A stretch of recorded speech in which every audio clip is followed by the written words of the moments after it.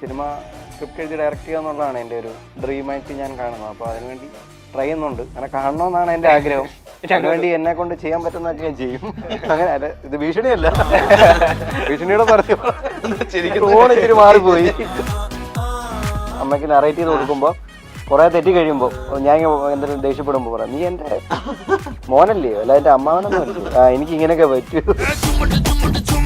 പിന്നെ ഓരോ പ്രോജക്റ്റ് ചെയ്യുമ്പോൾ ആക്ച്വലി ഓരോ പുതിയ കാര്യങ്ങൾ ഇങ്ങനെ അറിഞ്ഞുകൊണ്ടിരിക്കുകയാണ്. പിന്നെ ഓൾ വി ഇമാജിനേഷനായിട്ട് എത്തിയപ്പോഴാണ് ഭയങ്കര ഒരു ഹാപ്പിനെസ് വന്നത്. സ്പെസിഫിക് ഒരു മീറ്റർ ആയിരുന്നു, ഇങ്ങനെ ചെയ്യാവൂ. വർക്ക്ഷോപ്സിൽ ഭയങ്കര ഹെൽപ്പ് ചെയ്തായിരുന്നു. പുള്ളിക്കാരിക്ക് എന്താ വേണ്ടതെന്ന് കറക്റ്റ് ആയിട്ട് പറഞ്ഞു തന്നു. ഡയറക്ടർ ഗെയിം ആയിരുന്നു. ഒരു ഡയലോഗ് പറഞ്ഞു കഴിഞ്ഞാൽ ആ ഒരു വ്യക്തിനെ ഓർത്തെടുക്കാൻ പറ്റുന്നുണ്ടോ എന്നൊന്ന് പറയണേ. നമുക്ക് ഡുവറ്റ് അടിക്കാൻ പറ്റുമെങ്കിൽ ഡുവറ്റ് അടിക്കും. ഇപ്പൊ അവരായിട്ടൊക്കെ കോണ്ടാക്റ്റിലുണ്ടോ? അന്ന് വന്ന് വീട്ടിൽ വന്നായിരുന്നു. ഇനിയും ഇനി റോസ്റ്റ് ആരെങ്കിലും ഇന്ന ആളെ റോസ്റ്റ് ചെയ്യണം എന്ന് വിചാരിച്ചിരിക്കുന്ന ആരെങ്കിലും ഉണ്ടോ? ഞാനിപ്പോ റോസ്റ്റ് ഒന്നും ചെയ്യാറില്ല. അല്ല, ആരെങ്കിലും ഇങ്ങനെ മനസ്സിൽ വിചാരിച്ചിട്ടാ ഇനി അടുത്ത് നമ്മൾ ഈ ഒരു ഇവരെ കാണുമ്പോ ഇങ്ങനെ തോന്നുന്നു ഓരോ ആൾക്കാരെ കാണും. ഹാർവിയോറ, the exclusive collection of adenium plants. ഇനി നിങ്ങളുടെ വീടിന്റെ അകത്തളങ്ങളിൽ ഹാർവിയോറ അഡീനിയം പ്ലാന്റ്സ് പുഷ്പിച്ചു നിൽക്കും. വെബ്സൈറ്റ് വഴി ഓർഡർ ചെയ്ത് കഴിഞ്ഞാൽ ഇന്ത്യയിൽ എവിടെയും ഫ്രഷ് ആയി ഞങ്ങൾ അഡീനിയം പ്ലാന്റ് നിങ്ങളുടെ വീട്ടിൽ എത്തിച്ചു തരും. കൂടുതൽ വിവരങ്ങൾക്കായി ഹാർവിയോറ വെബ്സൈറ്റ് സന്ദർശിക്കുക. ഹലോ ഹായ്, മൈൽസ്റ്റോൺ മേക്കേഴ്സിന്റെ എല്ലാ പ്രേക്ഷകർക്കും സ്വാഗതം. ഇന്ന് നമ്മളോടൊപ്പം ഉള്ളത് ഓണം റിലീസിനെത്തുന്ന മേനെ പ്യാർ കിയ മൂവിയുടെ ടീമാണ്. Welcome guys. അപ്പൊ ആദ്യം തന്നെ ഞാൻ സിനിമയുടെ പേര് പറഞ്ഞത് തെറ്റിച്ചു, സോറി. നല്ല സ്റ്റാർട്ട് അല്ലേ? നല്ല സ്റ്റാർട്ട് അല്ലേ?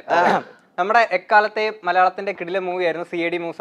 അപ്പൊ അതിലെ അതേപോലെ തന്നെ മികച്ചൊരു പാട്ടായിരുന്നു മേനെ പ്യാർ കിയ. ഞാൻ പറഞ്ഞു തെറ്റിച്ച മേനെ പ്യാർ കിയ. ഞാനിങ്ങനെ ആലോചിച്ചിരുന്നു, അല്ല ഞാൻ ഇങ്ങനെ വിചാരിച്ചു മിക്കവാറും നിങ്ങളുടെ അടുത്ത് സംസാരിക്കുമ്പോൾ എനിക്ക് തെറ്റിപ്പോകുന്നുള്ള. അപ്പം ആ ഒരു പാട്ടിന്റെ തുടക്കമാണ് സിനിമയ്ക്ക് ഇട്ടേക്കുന്ന ആ ഒരു പേരും.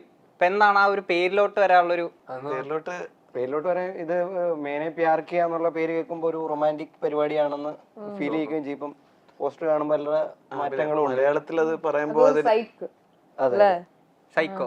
അതെ, Explain. Internet slang. Explain. അത് പയ്യന്മാര് പറയില്ലേ സൈക്ക് സാധനം. കിട്ടില്ല സാധനം. ഒരുപോലെ இருக்கும். ஆனா இன்னொரு മനസ്സിലായി. അതായത് അങ്ങനെ ഒരു തോന്നിപ്പിക്കുമ്പോൾ നമുക്ക് വേറൊരു കാര്യം തോന്നുമല്ലോ. ഇപ്പൊ മേനെ പ്യാർ കിയ എന്ന പേര് കേൾക്കുമ്പോൾ നമുക്കൊരു റൊമാൻറ്റിക് പരിപാടിയായിട്ട് തോന്നും. പക്ഷേ ഇടയ്ക്ക് ഇപ്പൊ കത്തിയൊക്കെ പിടിച്ചോണ്ടിരിക്കുമ്പോൾ നമുക്കൊരു ഷിഫ്റ്റ് തോന്നും. അതാണെന്ന് തോന്നും. അങ്ങനെ ഇതൊരു ഫുൾ പാക്കേജ് ആണ്. എല്ലാം ഉണ്ട്, എലമെന്റ് എല്ലാം ഉണ്ട്. ത്രില്ലിംഗ് ഉണ്ട്, കോമഡി ഉണ്ട്, റൊമാൻസ് ഉണ്ട്. എല്ലാം ഒരു പാക്കേജ് എന്റർടൈനിപ്പിക്കാനാണ് നമ്മുടെ ഫൈസൽ ഡയറക്ടറിന്റെ പുള്ളി ആൾക്കാരെ അവസാനം വരെ ത്രില്ലടിപ്പിക്കുക എന്നുള്ളത്. അത് എല്ലാ ഇമോഷനിലൂടെയും ത്രില്ലടിപ്പിക്കുക എന്നുള്ളതാണ് പുള്ളി. ശരിക്കും നമ്മളെ പാട്ടിന്റെ ഇത് വെച്ചല്ല അവരിട്ടത്. ഇതൊരു സിനിമയില് ഈ ക്യാരക്ടറിന്റെ ലവ് പറയാൻ, അവന്റെ സ്നേഹം പറയാന്നുള്ള ഒരു ഇതാണ്. അപ്പൊ അത് ഇംഗ്ലീഷ് പറഞ്ഞ ഐ ലവ് ഇടന്ന് രണ്ടുപേരും മലയാളത്തിലാണെങ്കിൽ എനിക്ക് ഇഷ്ടപ്പെടാം. അപ്പൊ അതൊന്നും പോരാണ്ട് അതുകൊണ്ടാണ് പുള്ളിയെ കുറച്ചുകൂടി ഇങ്ങനെ ഹിന്ദി ടൈറ്റിൽ എടുത്തത്. പിന്നെ ആൾക്കാർക്ക് കുറച്ചുകൂടി അറിയാവുന്ന ഒരു വാക്കും കൂടിയാണല്ലോ ഇത്രയും ദിലീപേണ്ട പടത്തിലൊക്കെ ഉള്ള. ഇപ്പം ഈ ടീസറിനകത്ത് കാണുമ്പോഴത്തേക്കിന് എടാ പോടാ എന്ന് പറയുന്നൊരു ഡയലോഗ് ഞാൻ ഇങ്ങനെ കേട്ടിട്ടുണ്ടായിരുന്നു. പണ്ട് നമ്മൾ ആ ഒരു ടിക്ടോക്കിന്റെ റോസ്റ്റ് ചെയ്യുന്ന സമയത്തേക്ക് പോടാ നിർത്തി പോടാ ആ ഒരു പരിപാടിയാണ് ഫീൽ ചെയ്തത്.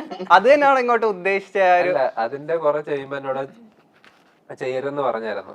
മാനറിസം ഒന്നും അധികം ഇടണ്ട എന്ന് പറഞ്ഞു. പക്ഷെ ഈ സാധനം ഞാൻ ഇടയിൽ കൂടി കുത്തി കയറ്റിട്ട് കൊടുത്തു.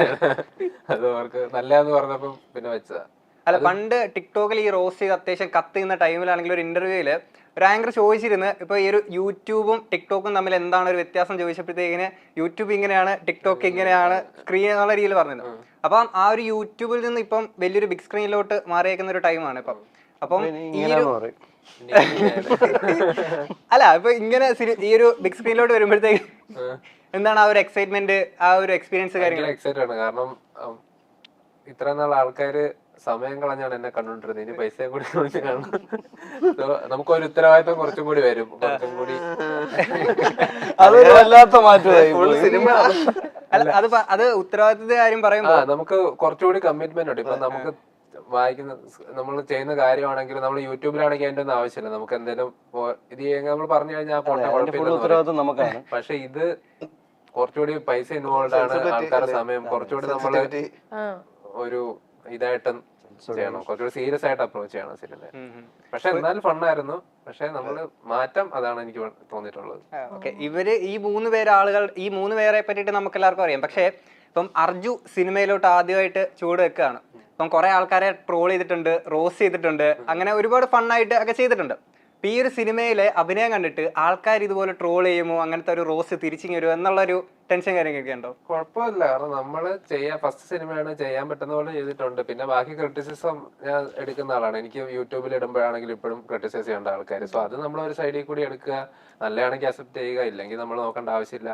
എന്ത് വന്നാലും ഇപ്പം കഴിഞ്ഞ ദിവസം ഞാൻ ഒരു ഇന്റർവ്യൂവിൽ ഇങ്ങനെ ചോദിച്ചാണ്, നമ്മൾ നെഗറ്റീവ് കമന്റ് വരുന്നത് ഇങ്ങനെ അതിനെപ്പറ്റി എന്താന്ന് ചോദിച്ചു. അപ്പൊ ഞാൻ പറയുന്നത് വെച്ച് കഴിഞ്ഞാൽ അതിന്റെ അകത്തൊരു 500 കമന്റ് ആൾക്കാർ ലവും ഹാർട്ടും ഒക്കെയാണ് ഇടുന്നത്. അത് നോക്കാണ്ട് ഒരു നെഗറ്റീവ് കമന്റ് കണ്ടുപിടിച്ച് അതിനെപ്പറ്റി ചോദിക്കണം എന്നുണ്ടെങ്കിൽ എത്രത്തോളം അതിന്റെ ആവശ്യമില്ല. നമ്മളെപ്പോഴും നല്ലത് എടുക്കുക, അതാണ്. അല്ല, ഞാൻ ആ ഒരു നെഗൽ ഉദ്ദേശിച്ചത് ഇപ്പം അർജുന്റെ വീഡിയോസ് ആണെങ്കിലും നമ്മളിപ്പം റോസ്റ്റിംഗ് കാണുമ്പോഴത്തേക്കിന് ഒരു പ്രത്യേകത എന്താന്ന് വെച്ച് കഴിഞ്ഞാൽ നമ്മൾ കൊടുത്താൽ കൊല്ലത്തിൽ കിട്ടുമെന്ന് പറയുന്ന സാധനം.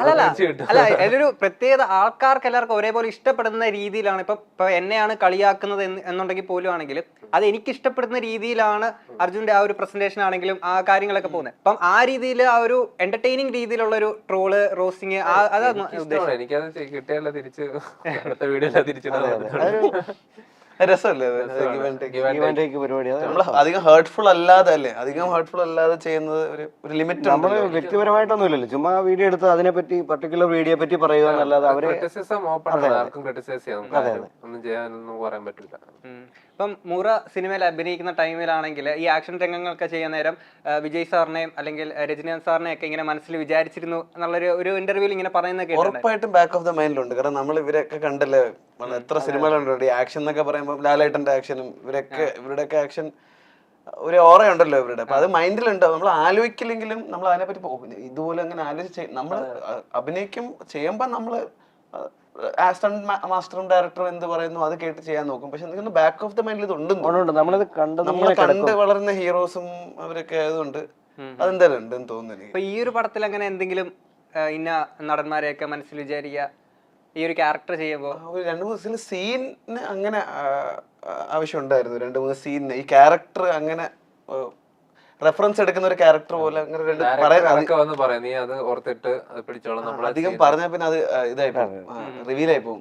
പക്ഷെ അങ്ങനെ ഒരു പരിപാടി ഉണ്ട് എന്ന് പറയുമ്പോൾ മലയാളി ആക്ടേഴ്സ് പിന്നെ തമിഴ് ചില ആക്ടേഴ്സിനെ കണ്ട് റെഫർ ചെയ്യുന്ന ഒരു പരിപാടി ഉണ്ട് ഇതിൽ.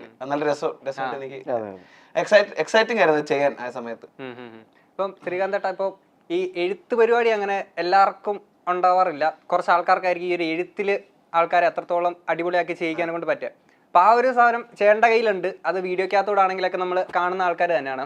അപ്പം written directed by Sreekanth Vettiyar എന്ന് പറഞ്ഞുകൊണ്ട് നമുക്കൊരു സിനിമ അടുത്തുടനെ കാണാൻ സാധിക്കുമോ? അതിനുവേണ്ടി ഞാൻ ട്രൈ ചെയ്യുന്നുണ്ട്.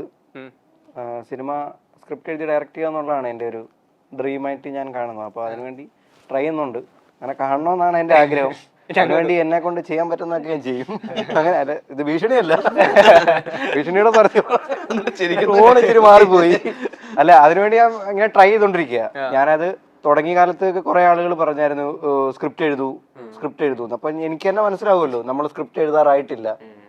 അപ്പൊ സിനിമയിലൊക്കെ വർക്ക് ചെയ്ത് നമ്മൾ കുറച്ച് സിനിമകളെ വർക്ക് ചെയ്തുള്ളൂ. അപ്പൊ അവിടെ നിന്ന് ഞാൻ ഷൂട്ടെല്ലാ സമയത്ത് ഞാൻ ശ്രദ്ധിക്കാറുണ്ട് അവരൊക്കെ എങ്ങനെയാണ് അഭിനയിക്കുന്നത്, ഒരു സീൻ എങ്ങനെയാണ് കമ്പോസ് ചെയ്യുന്നത്, എത്രയും പെട്ടെന്ന് എങ്ങനെ ഒരു സീൻ ഷൂട്ട് ചെയ്ത് മാറ്റാം, ഒരു സീന് എത്ര സമയം കൊണ്ടാണ് ഇവർ ഷൂട്ട് ചെയ്ത് മാറ്റുന്നതൊക്കെ ഞാൻ പറഞ്ഞില്ലെങ്കിലും ഞാനത് ശ്രദ്ധിക്കാറുണ്ടായിരുന്നു. പിന്നെ ചേട്ടൻ്റെ ഒരു ഇപ്പം ഇൻഫ്ലുവൻസേഴ്സ് അല്ലെങ്കിൽ സോഷ്യൽ മീഡിയയിൽ വരുന്ന ആൾക്കാർ കൂടുതലായിട്ട് സിനിമയിലോട്ട് വരുന്ന ഒരു സമയമാണ് ഇപ്പോൾ. ഇപ്പം ശ്രീകാന്തേൻ്റെ ഒരു കാര്യം പറയുമ്പോഴത്തേക്കിന് പല ആൾക്കാരും ഇപ്പം മോട്ടിവേഷനായിട്ട് എടുക്കാൻ പറ്റുന്ന ശ്രീകാന്തേൻ്റെ ഒരു കാര്യമുണ്ട്. അതായത് ശ്രീകാന്തേൻ്റെ തുടക്ക ടൈമിലുള്ള വീഡിയോസൊക്കെ കണ്ടുവന്നിരിക്കുന്ന ഒരു വ്യക്തിയാണ് ഞാൻ. അപ്പം അന്നൊക്കെ നോക്കുമ്പോഴത്തേക്കിന് ചേട്ടൻ്റെ ആ ഒരു വീടിൻ്റെ ആ ബാക്ക്ഗ്രൗണ്ട് ആണെങ്കിലും അല്ലെങ്കിൽ വീഡിയോയുടെ ക്ലാരിറ്റി ആണെങ്കിലൊക്കെ വളരെ കുറവായിട്ട് ഒക്കെ ആ രീതിയിലായിരുന്നു വന്നിരുന്നത്. പക്ഷേ ആ വീഡിയോക്കൊക്കെ ആണെങ്കിൽ ഭയങ്കര സ്വീകാര്യത കാര്യങ്ങളൊക്കെ കിട്ടിയിട്ടുണ്ടായിരുന്നു. അത് ചേട്ടൻ ആ ഒരു കണ്ടന്റിന് കൊടുക്കുന്ന ക്വാളിറ്റി ആയിരുന്നു. അതായത് മിനിമം ഫെസിലിറ്റിയിൽ മാക്സിമം യൂട്ടിലൈസേഷൻ എന്നുള്ളതായിരുന്നു അന്ന് ഈ വീഡിയോസ് ഒക്കെ ചെയ്യുന്ന ടൈമിൽ ചേട്ടൻ വിചാരിച്ചിട്ടുണ്ടായിരുന്നത്. അതായത് അന്ന് ഈ എക്യുപ്മെന്റ്സ് മേടിക്കാനുള്ള പൈസ ഇല്ലായിരുന്നു നോർമലി. അപ്പം മൊബൈലാണ് ഉണ്ടായിരുന്നത്. അപ്പം പിന്നെ അത് എല്ലാം മേടിച്ചിട്ട് ചെയ്യാന്ന് പറഞ്ഞാൽ വെറുതെ സമയം കളയണ്ടല്ലോ എന്നാണ് ഞാൻ മെയിനായിട്ട് ശ്രദ്ധിച്ചത്.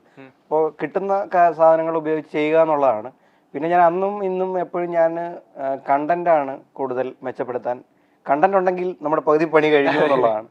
പിന്നെ ഇപ്പം നമ്മൾ കണ്ടന്റ് മോശമായ ഒരു മോശം കണ്ടന്റ് എന്ത് കുന്തം വെച്ച് ഷൂട്ട് ചെയ്താലും അത് വർക്കാവില്ല. അതാണ് സത്യസന്ധമായ കാര്യം.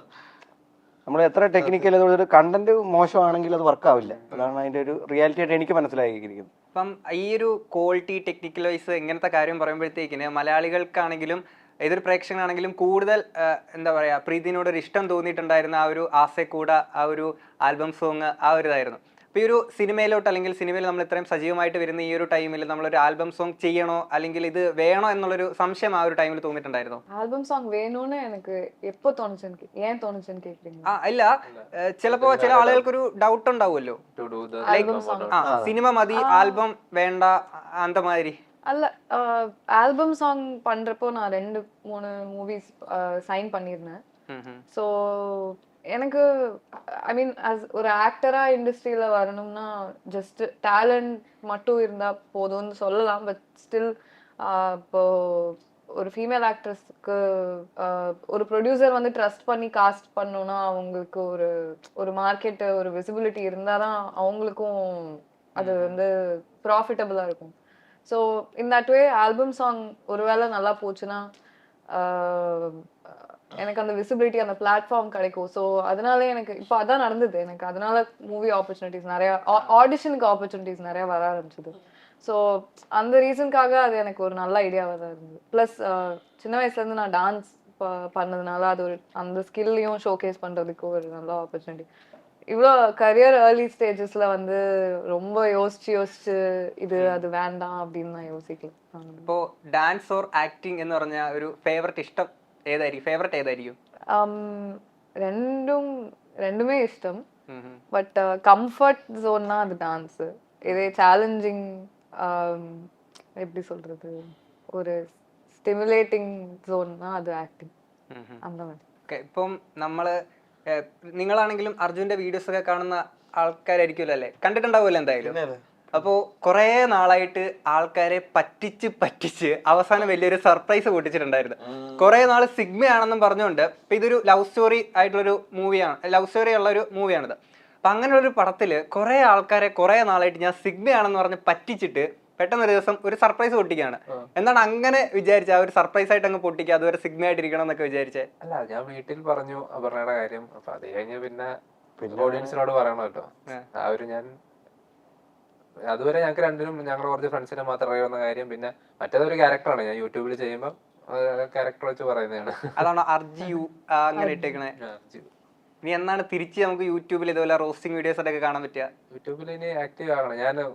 എനിക്ക് പല സമയത്ത് ഇത് ചെയ്ത് കഴിഞ്ഞാൽ കോൺസെൻട്രേറ്റ്, ഞാൻ സ്ക്രിപ്റ്റ് എഴുതുന്നതുകൊണ്ട് ഞാൻ പിന്നെ വേറെ കാര്യങ്ങളൊക്കെ മാറ്റി വെച്ചിരിക്കുവായിരുന്നു. അതായത് സ്ക്രിപ്റ്റ് ഒരു ഇതിനു വേണ്ടി എഴുത്ത് പരിപാടി ഇവിടെ ഉണ്ട്. ഉണ്ട്. അപ്പൊ അതിനുവേണ്ടി മാറ്റി വെച്ച് എനിക്ക് മൾട്ടിപ്പിൾ കാര്യങ്ങൾ ചെയ്യുമ്പോൾ മൊത്തം കയ്യുന്നു. അതുകൊണ്ട് ആണ് ഇപ്പം യൂട്യൂബിലെ വീഡിയോ കുറവായിട്ട് ഇരിക്കുന്നത്. ഇപ്പം ക്രാഷ് കോഴ്സ് ചെയ്യുന്ന ടൈമിലാണെങ്കിൽ ഒരു ആക്ടർ ഭയങ്കരമായിട്ട് മോൾഡ് ചെയ്യാനൊക്കെ ഉണ്ടത് സഹായിച്ചിട്ടുണ്ടായിരുന്നു ക്രാഷ് കോഴ്സ് ചെയ്യുന്ന ടൈമില്? ക്രാഷ് കോഴ്സ് ഫസ്റ്റ് സ്റ്റെപ്പ് ആയിരുന്നു. ഭയങ്കര കൺഫ്യൂഷൻസ് ഉണ്ടായിരുന്നു. അത് മാത്രമല്ല ഹിന്ദി ആയിരുന്നു ആ സമയത്ത്. സെക്കൻഡ് ലാംഗ്വേജ് ഹിന്ദി ആയിരുന്നെങ്കിലും സ്കൂളിൽ പഠിക്കുമ്പോൾ നമുക്ക് എഴുതാനും വായിക്കാനും ഹിന്ദി അറിയാം. പക്ഷെ എന്താണെന്നറിയില്ല, മനസ്സിലാവത്തില്ല. പിന്നെ ഫസ്റ്റ് പ്രോജക്റ്റ് ഹിന്ദി ആയതുകൊണ്ട് ഹിന്ദി പഠിച്ചേ പറ്റുള്ളൂ എന്ന് പറഞ്ഞിട്ട് എല്ലാം കോആക്ടേഴ്സ് ഹിന്ദി പഠിച്ച് അങ്ങനെയൊക്കെ ഭയങ്കര കുറെ പ്രാക്ടീസ് ആയിരുന്നു. ഒരു അൺകംഫർട്ടബിൾ സിറ്റുവേഷൻ എന്ന്, കാരണം നമുക്ക് അറിയാത്തൊരു ലാംഗ്വേജ്. പക്ഷെ അടിപൊളി പ്രോജക്റ്റ് ആയിരുന്നു.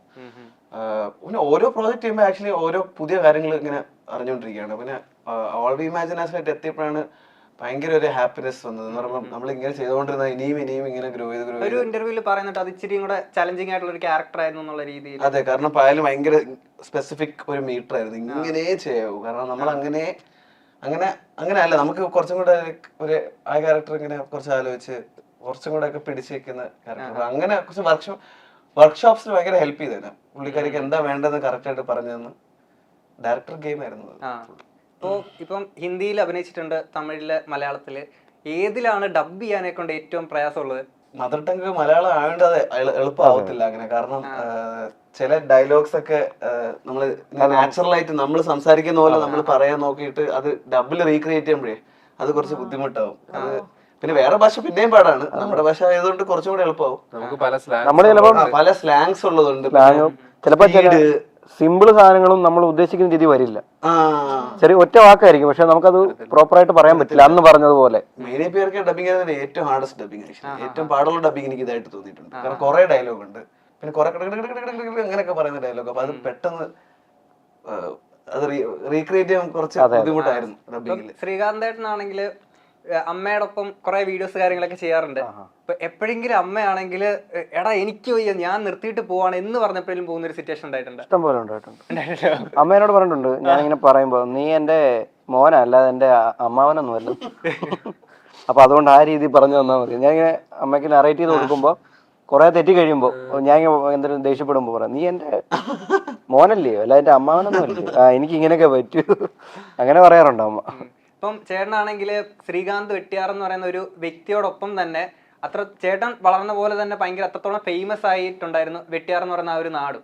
നാട്ടുകാരൊക്കെ എങ്ങനെയാ ചേട്ടനോട് ആ ഒരു? നാട്ടില് ഭയങ്കര സപ്പോർട്ടാണ്. ഞങ്ങളുടെ നാട്ടുകാർ തന്നെയാണ് അഭിനയിക്കുന്നത്, പിന്നെ സപ്പോർട്ട് ചെയ്തിരിക്കാൻ പറ്റും. അപ്പം എന്റെ കൂട്ടുകാരും നാട്ടുകാരുമാണ് എന്റെ വീഡിയോയിൽ അഭിനയിക്കുന്നത്. അപ്പം ഭയങ്കര സപ്പോർട്ടാണ് നാട്ടിൽ നിന്ന്. ഇപ്പൊ ആദ്യമൊക്കെ ഞാൻ ഷൂട്ട് ചെയ്യുമ്പോൾ എല്ലാവരും നോക്കി നിൽക്കുമായിരുന്നു. ഇപ്പൊ അവിടെ ഒരു നോർമൽ സംഭവമായത്. അപ്പൊ ഞങ്ങൾ ഷൂട്ട് ചെയ്യുമ്പോൾ ആൾക്കാരൊക്കെ നോക്കാൻ നടന്നൊക്കെ പോകും, ആ ഷൂട്ടിംഗ് ആണോ എന്നുള്ള രീതി. അങ്ങനെ അപ്പൊ നാട്ടിൽ ഭയങ്കര സപ്പോർട്ടാണ്. ഞാനിപ്പോ അവിടെ നിൽക്കുമ്പോൾ അവരെ കാണുന്നവരെയൊക്കെ വിളിച്ചായിരിക്കും അഭിനയിപ്പിക്കുന്നത്. അങ്ങനെ ഇപ്പൊ റോഡ് വിളിക്കുമ്പോൾ ചേട്ടനെ വിളിച്ചിട്ട് അങ്ങനെ അഭിനയിപ്പിക്കും. അങ്ങനെ അപ്പൊ അത് ഭയങ്കര നാച്ചുറലായിട്ടും കിട്ടും. അവരപ്പോൾ പ്രിപ്പയർ ചെയ്യത്തില്ല അതിന് വേണ്ടിയിട്ട്. ചേട്ടാ വന്നിട്ട് ഇതിലൊരു മീൻകാരനായിട്ടൊന്ന് അഭിനയിച്ചു, അപ്പൊ പുള്ളി അഭിനയിക്കും. അങ്ങനെ പിന്നെ അവിടെ ഇപ്പൊ ആർക്കും പ്രഷർ ഇല്ല ക്യാമറയുടെ മുന്നേ. ആ നാട്ടില് എല്ലാരും അഭിനയിക്കും. ഒരു 3 വീഡിയോയിലെങ്കിലും അഭിനയിച്ചതായിരിക്കും. ലെൻസ് ഏതാന്നൊക്കെ ആയിരിക്കും ചോദിക്കുന്നത്. എല്ലാവർക്കും എക്സ്പീരിയൻസാ. അങ്ങനെ അപ്പൊ നമുക്കിനി കുറച്ച് നേരം ഇങ്ങനെ നമ്മൾ സംസാരിച്ചിരിക്കും, ചെറിയൊരു ഫൺ സെഗ്മെന്റിലോട്ട് പോയാലോ? ഇത്ര നേരമാണ് എല്ലാവരും ഭയങ്കര സീരിയസ് ആയിട്ട് ഞാൻ ചോദിക്കുന്നത്, നിങ്ങൾ മറുപടി പറയുന്നത്, അങ്ങനെ പോകുന്നത്. ഇപ്പം സെഗ്മെന്റ് എന്താണെന്ന് വെച്ച് കഴിഞ്ഞാല് ബിഗ് ബോസ് കാണാറുണ്ടല്ലോ, ഷോ അറിയാമല്ലോ? ബിഗ് ബോസ് അറിയാം, ഷോ അറിയാലോ. അപ്പൊ ആ ഒരു ചെറിയൊരു ഷോയാണ് ഇവിടെ. നിങ്ങൾ 4 പേര് ഇപ്പൊ ബിഗ് ബോസ് ഹൗസിനകത്താണെന്നുണ്ടെങ്കിൽ ചെറിയൊരു സെഗ്മെന്റ് ഫണ്ണായിട്ട് മാത്രം എടുത്താൽ മതി. നിങ്ങൾ ബിഗ് ബോസ് ഹൗസിനകത്താണെങ്കിൽ തമിഴിൽ കാണാറുണ്ടല്ലോ അല്ലേ? അപ്പൊ അങ്ങനെയുള്ളപ്പോ നിങ്ങൾ ഹൗസിനകത്താണെങ്കിൽ എന്ത് സ്ട്രാറ്റജി ആയിരിക്കും നിങ്ങൾ ഓരോ ആൾക്കാർ ഉപയോഗിക്കുക? ഇപ്പൊ ലവ് ട്രാക്ക് ആണോ, അല്ലെങ്കിൽ സോളോ ആയിട്ട് കളിക്കുകയാണോ, ടീമായിട്ട് കളിക്കുകയാണോ, ഫ്രണ്ട്ഷിപ്പ് ആണോ, എന്താ നിങ്ങൾ ഓരോ ആൾക്കാർ ഏത് സ്ട്രാറ്റജി ആയിരിക്കും ഉപയോഗിക്കുക? ഞാനോ?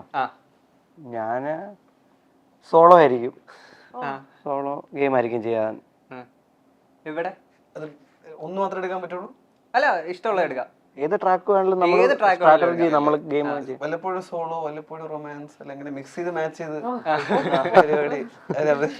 ഓക്കെ, ചെറിയൊരു ലവ് ട്രാക്കും സോളോ ആയിട്ടും അങ്ങനെ പോകാനൊക്കെ. ഇവിടെ ഐ തിങ്ക് கூட ஒரு டீம் இருந்து எப்படி சொல்றது, ஒரு டீம் பிளேயர் ஆயிட்டு சோ சம்டைம்ஸ் நான் லீட் பண்ற மாதிரி, சம்டைம்ஸ் அவங்க பாத்துக்கிட்டோம், நான் வந்து ஜஸ்ட் கூட இருக்க மாதிரி. ഓക്കെ, അപ്പൊ ഇനിയാണ് ശരിക്കും ടാസ്ക് തുടങ്ങുന്നത്. അപ്പൊ ഇവിടെ സോളോ ആയിട്ട് കളിക്കാനെ കൊണ്ടാണ് ശ്രീകാന്തന്റെ പ്ലാന്. അപ്പൊ ഇവര് എന്തായാലും ടീമായിട്ട് അവർ രണ്ടുപേര് കളിക്കാൻ തീരുമാനിച്ചു. ഇവിടെ ആണെങ്കിൽ ഒരു ലവ് ട്രാക്ക് പിടിക്കാനെ കൊണ്ട് തീരുമാനിച്ചു. ഇവർക്കെതിരെ എങ്ങനെയായിരിക്കും ചേട്ടൻ കളിക്കാന്? ഇവർക്കെതിരെ നിങ്ങൾ 4 പേര് ഒരു ഹൗസിലുള്ളത്, ബാക്കി വന്നേക്കുന്ന 4 കണ്ടസ്റ്റൻസ് നിങ്ങളാ. അപ്പൊ എങ്ങനെയായിരിക്കും നിങ്ങൾ റൊമാൻസ് പൊളിക്കും, അവരുടെ ടീമിനെയും പൊളിക്കും. അവരുടെ സ്ട്രാറ്റജി അദ്ദേഹത്തിന്റെ റൊമാൻസ് പൊളിക്കാൻ വേണ്ടിട്ട് ആവശ്യമായതൊക്കെ ഞാൻ ചെയ്യും. എന്തൊക്കെ ചെയ്യും? എന്തൊക്കെയാന്ന് ചോദിച്ചു കഴിഞ്ഞാൽ അവരെ ഞാൻ മർദ്ദിക്കും. ഇല്ല, ഞാൻ ഇപ്പൊ സത്യം പറഞ്ഞ ഇതൊരു ഗെയിമാണല്ലോ.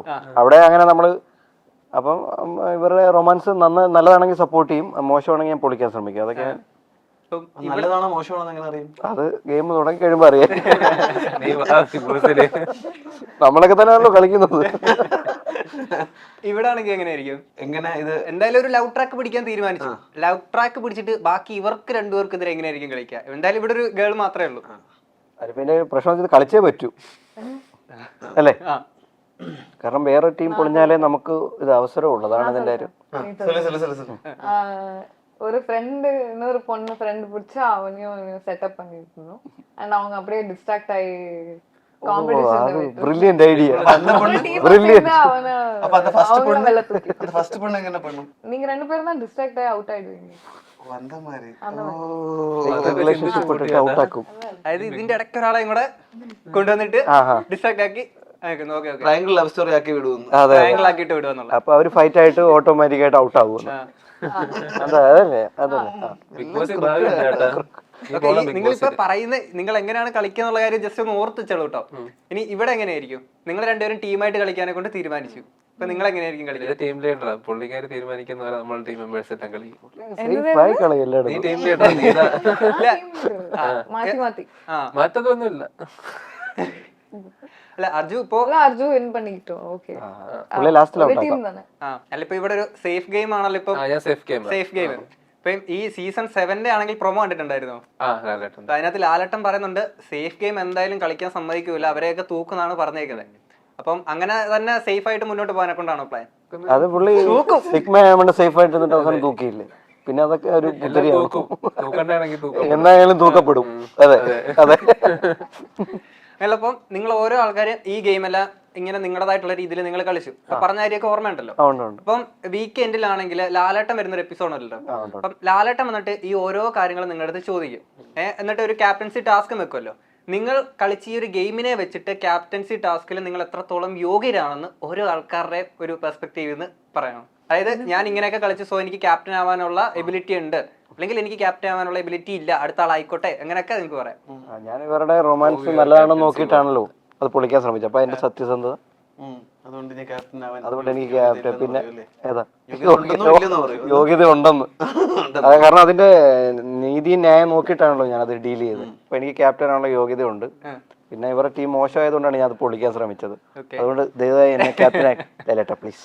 അപ്പൊ ഇവിടെ ശ്രീകാന്ത് എന്തുകൊണ്ട് ക്യാപ്റ്റൻ ആവാൻ പാടില്ലെന്ന് ഞാൻ എല്ലാ എക്സ്പ്ലനേഷൻ കൊടുക്കും. പിന്നെ അതല്ലാതെ ഇവന്റെ ലവ് ട്രാക്ക് പൊളിഞ്ഞ റേറ്റിംഗ് പോവും, അതിന്റെ പുറത്താക്കാൻ പറ്റൂല. അത് ഉറപ്പായിട്ടും അത് പൊളിഞ്ഞ ഇല്ല, പൊളിഞ്ഞിട്ടില്ല. പൊളിഞ്ഞ അങ്ങനെ പറയണം നീ. അല്ലെങ്കിൽ എന്റെ ലവ് ട്രാക്ക് പൊളിയരുത്, അത് ഭയങ്കര ജെന്യൂൻ ആണെന്ന് പറയണം അല്ലേ. അത് പറഞ്ഞാലും പ്രശ്നം. ഞാൻ ആക്ച്വലി ക്യാപ്റ്റൻ ആവൂല. Correct question. പെണ്ണിന് ആര് കാണും പിന്നെ? അതുകൊണ്ട് ഞാൻ ക്യാപ്റ്റൻസി വേറെ ആർക്കെങ്കിലും ഒക്കെ റിജക്ട് ചെയ്യുന്നത്. സിനിമയുടെ പേര് പോലെ തന്നെ മേനെ പ്യാർ കിയ അങ്ങ് പോയി. അപ്പൊ ഇവിടെ നിങ്ങൾ രണ്ടുപേരും ടീമായിട്ട് കളിക്കുന്നത്. അപ്പൊ ഒരു ചോദ്യം വന്നു, നിങ്ങളിൽ ആര് ക്യാപ്റ്റൻ? അപ്പൊ നിങ്ങൾ തമ്മിലൊരു സംവാദം എന്തായാലും ഉണ്ടാവുമല്ലോ. എല്ലാരും എങ്ങനെ പറയരുത്, നിങ്ങൾ ഇച്ചിരി വാശിയോടെ കളിക്കും, ജയിക്കണ്ടേ, വിന്നർ ആവണ്ടേ. എനിക്കൊരു റീസൺ ഉണ്ടായിരുന്നു. ഇത് കള്ള ക്യാപ്റ്റനാ, ക്രൂവൽ ആൾക്കാരെ ഒരിക്കലും ആറ്റരുത്. നിങ്ങൾ ആരെങ്കിലും അയക്ക്. എനിക്ക് கொஞ்சம் ഇമോഷണൽ അവയർനെസ് ഉണ്ട്. സോ മേ ബി അതനാല இருக்கலாம். അതനാല ലൈക്ക് ക്യാപ്റ്റൻ ആയിടാം, നല്ല ലീഡർ ലീഡർ ആയിരിക്കും. അപ്പൊ മറ്റുള്ളവരുടെ ഇമോഷൻ ഒക്കെ അറിയാൻ പറ്റും. പറഞ്ഞു. ഞാനും ക്യാപ്റ്റനോട് യോജിക്കുന്നു. എനിക്ക് ഇഷ്ടമാണ് എന്റെ ക്യാപ്റ്റനെ. ഇവരെ ഔട്ട് ആക്കണം. അല്ല ഞാൻ പറയും, ഈ ഈ എപ്പിസോഡിൽ ഞാൻ പറയും, ഞങ്ങള് മറ്റേ ധാരണയിലെത്തും. ഈ എപ്പിസോഡ് നീ ക്യാപ്റ്റൻ, അടുത്ത എപ്പിസോഡ് നീ എനിക്ക്, അങ്ങനെ നമ്മള് മാറി മാറി ക്യാപ്റ്റൻ. പക്ഷെ ഇതൊക്കെ ബ്രേക്ക് ചെയ്യാനെ കൊണ്ട് ഇവിടെ രണ്ടാൾക്കാർ നിൽക്കുന്നുണ്ട്. നമ്മൾ നോക്കേണ്ട ആവശ്യമില്ല. നമ്മൾ ടീം സ്ട്രോങ് ആണെങ്കിൽ പിന്നെ ഓക്കെ. അപ്പൊ അങ്ങനെ ആയിരിക്കും നിങ്ങൾ ഈ ഹൗസിനകത്ത് കളിക്കുക. അങ്ങോട്ട് അങ്ങോട്ടും ഇങ്ങോട്ടും കണ്ടാൻ പറ്റാത്ത അവസ്ഥയിലായിരുന്നു. ഓക്കെ, അപ്പൊ നമ്മുടെ ആ ഒരു സെഗ്മെന്റ് കഴിഞ്ഞു. പ്രഷറായി പോയി. അതൊന്ന് പ്രഷർ ഫ്രീ ആവാൻ വേണ്ടിയിട്ടായിരുന്നു സെഗ്മെന്റിലോട്ട് വന്നത്. സെഗ്മെന്റ് വന്നപ്പോ അതിനെക്കാട്ടി പ്രഷറായി. അപ്പം കുട്ടി നിങ്ങളുടെ ഒപ്പം അഭിനയിക്കുന്നുണ്ട്. അപ്പൊ കുട്ടിയാണെങ്കിലും ടിക്ടോക്കിൽ വന്നിരുന്ന ഒരാളായിരുന്നു. ടിക്ടോക്കിലൂടെ വന്നിരുന്ന ഒരാള് പിന്നീട് സിനിമയിലോട്ട് എത്തുന്നു. ആ ഒരു വലിയൊരു ജേണി ഉണ്ട്. അപ്പം അന്ന് അർജു റിയാക്ട് ചെയ്തുകൊണ്ടിരുന്നത് ടിക്ടോക്കിൽ ഉണ്ടായിരുന്ന ആൾക്കാരെ ആയിരുന്നു അന്ന്. അപ്പം അങ്ങനെ ഈ പറയുന്ന കുട്ടി അന്ന് എന്തെങ്കിലും, അല്ലെങ്കിൽ നിങ്ങൾ സെറ്റ് വെച്ച് കാണുന്ന ടൈമിൽ എന്തെങ്കിലും സംശയം പ്രകടിപ്പിച്ചിരുന്നു? അതായത് നീ അന്ന് എന്നെ റോസ്റ്റ് ചെയ്യാൻ വെച്ചേക്കുമായിരുന്നോടാ എന്നൊക്കെ ഉള്ള എന്നോട് പറഞ്ഞു എന്താ ചെയ്യാതിരുന്നെന്ന് ചോദിച്ചു. അന്ന് പുള്ളി ചെയ്യുന്നവർക്ക് റീച്ച് ആകുമായിരുന്നു, അതാരാന്ന് അന്വേഷിച്ചു പോകുമായിരുന്നു. അങ്ങനെ ഉണ്ടായിരുന്നു ശരിക്കും. ഇപ്പോഴും അപ്പൊ രാവിലെ എണ്ണിച്ച് അന്ന് ടിക്ടോക്കുകാർ പ്രാർത്ഥിക്കും, ഇന്ന് തന്നെ അർജുൻ ചേട്ടൻ റോസ്റ്റ് ചെയ്യണേ എന്ന് പറഞ്ഞിരുന്നു അവർക്ക്. അങ്ങനെ ഉണ്ടായിരുന്നു ശരിക്കും. അങ്ങനെ ഒത്തിരി പേര് അതാരാന്നൊക്കെ സെർച്ച് ചെയ്ത് പോകുമായിരുന്നു. എനിക്ക് കഴിഞ്ഞ ദിവസം പുള്ളി പിന്നെ കുറച്ച് ടോക്സിക് ആങ്ങളമാര് അങ്ങനെയുള്ള ടീമുകളൊക്കെ ആയിരുന്നു റോസ്റ്റ് ചെയ്യുന്നത്, ടോക്സിക് വീഡിയോസ് ഇടുന്ന. ഒരു ഡയലോഗ് പറഞ്ഞു കഴിഞ്ഞാൽ ആ ഒരു വ്യക്തിനെ ഓർത്തെടുക്കാൻ പറ്റുന്നുണ്ടോന്നൊന്ന് പറയണേ. നിങ്ങക്ക് ഡുവറ്റ് അടിക്കാൻ പറ്റുമെങ്കിൽ ഡുവറ്റ് അടിക്കും. ഇപ്പൊ അവരുമായിട്ടൊക്കെ കോണ്ടാക്റ്റിലുണ്ടോ? ഇല്ല. അതിലാരെങ്കിലും അന്ന് വന്ന് വീട്ടിൽ വന്നായിരുന്നു. പിന്നെ എന്തോ കേസിലൊക്കെ ആയിട്ട് പുള്ളി കുറച്ച് ന്യൂസിലുണ്ടായിരുന്നു. പിന്നെ കോണ്ടാക്ട് പോയി. ഇപ്പം ശ്രീകാന്ത് ഏട്ടാ ഇപ്പം ചേട്ടനാണെങ്കിൽ സ്കൂൾ കാലഘട്ടമൊക്കെ കഴിഞ്ഞിട്ടാണെങ്കിൽ പിന്നീട് പുറത്തേക്ക് ജോലിയായിട്ട് പോകുന്നു, അങ്ങനെ തിരിച്ചു വരുന്നു, സിനിമ സ്വപ്നം ആ ഇതായിട്ടൊക്കെ ഇങ്ങനെ തിരിച്ചു വരുന്നു. അന്നൊരു ICU ഉണ്ടായിരുന്നു. അപ്പം അങ്ങനെ ഒരു കാര്യങ്ങളൊക്കെ ആയിട്ട് ഇങ്ങനെ വരികയാണ്. ഇപ്പം നമ്മൾ വിജയ് സേതുപതിയുടെ ലൈഫ് സ്റ്റോറിയുടെ കാര്യം പറയുകയാണെങ്കിൽ ഇതുപോലെ പുറത്തേക്കൊക്കെ ജോലിക്കൊക്കെ പോയി അങ്ങനെ തിരിച്ചു വന്ന് ഇങ്ങനെ സിനിമയിൽ വലിയൊരു സക്സസ് ഉണ്ടാക്കി എടുത്തിട്ടുണ്ടായിരുന്നു. അപ്പം അതേപോലെ തന്നെ നമുക്ക് നമ്മുടെ മലയാളത്തിൽ ആ രീതിയിൽ അല്ലെങ്കിൽ അതിനേക്കാൾ മുകളിൽ ശ്രീകാന്ത് ഏട്ടൻ എത്തണം, അല്ലെങ്കിൽ ആ ഒരു എന്താ നമുക്ക് നമ്മുടെ ഒരു വിജയ് സേതുപതിയായിട്ട് നമുക്ക് കാണാൻ പറ്റുമോ ശ്രീകാന്ത് ഏട്ടനെ നാളുകളിൽ? ഇനി വിജയ് സേതുപതി കാണുമോ ഇത്? അല്ല, നമ്മുടെ ഒരു ആഗ്രഹം.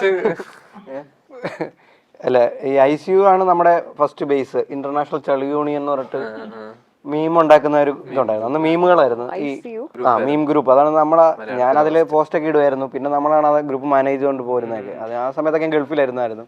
മരുഭൂമിയിലിരുന്ന് ഞാനിങ്ങനെ പോസ്റ്റ് ഉണ്ടാക്കി ഇടും. അങ്ങനെ ഭയങ്കര റീച്ചൊക്കെ കിട്ടും. അന്ന് അതിനായിരുന്നു റീച്ച്. പിന്നീട് അത് ഇപ്പോൾ വീഡിയോസ് ഒക്കെ ആയി തുടങ്ങി. അപ്പോൾ അന്ന് സിനിമയാണ് എൻ്റെ ആഗ്രഹം. അങ്ങനെ ഞാൻ ശരിക്കും അഭിനയിക്കാനല്ല, സ്ക്രിപ്റ്റ് എഴുതുക എന്നുള്ള ഒരു ഇതിലാണ് സിനിമയിലേക്ക്. പിന്നെ നമ്മൾ വീഡിയോ തുടങ്ങിയ സമയത്ത് വേറെ ആരും വിളിക്കാൻ പൈസ ഇല്ല. പിന്നെ നമുക്ക് വീഡിയോ ചെയ്യുമ്പോൾ പെട്ടെന്ന് ആളുകളെ അറേഞ്ച് ചെയ്യാനുള്ള ബുദ്ധിമുട്ടാണ് ഞാൻ അഭിനയിച്ചു തുടങ്ങിയത്. മറ്റ് ഭാഷയിലുള്ള നടന്മാരുടെയൊക്കെ ഓരോ ജേണിയൊക്കെ ഇങ്ങനെ കാണുമ്പോഴത്തേക്കിന് ഇപ്പം തമാശയായിട്ട് ഉള്ള രീതിയിൽ പറഞ്ഞല്ല, സീരിയസ് ആയിട്ട് പറഞ്ഞതാണ്. ഇപ്പം നാളുകളിൽ ഇപ്പം നമുക്കൊന്നും പറയാൻ പറ്റില്ല നാളെ നമ്മൾ എന്താവും എന്നുള്ള കാര്യങ്ങളൊന്നും. അപ്പം ശ്രീകാന്തേട്ടൻ്റെ ജേണി ആണെങ്കിൽ ഇപ്പം നിങ്ങൾ ഇവിടെ ഇരിക്കുന്ന നിങ്ങളെ ഓരോരുത്തരാണെങ്കിൽ അത്രയും ഹാർഡ് വർക്ക് ചെയ്ത് വന്നിട്ടുള്ള ആൾക്കാരാണ്.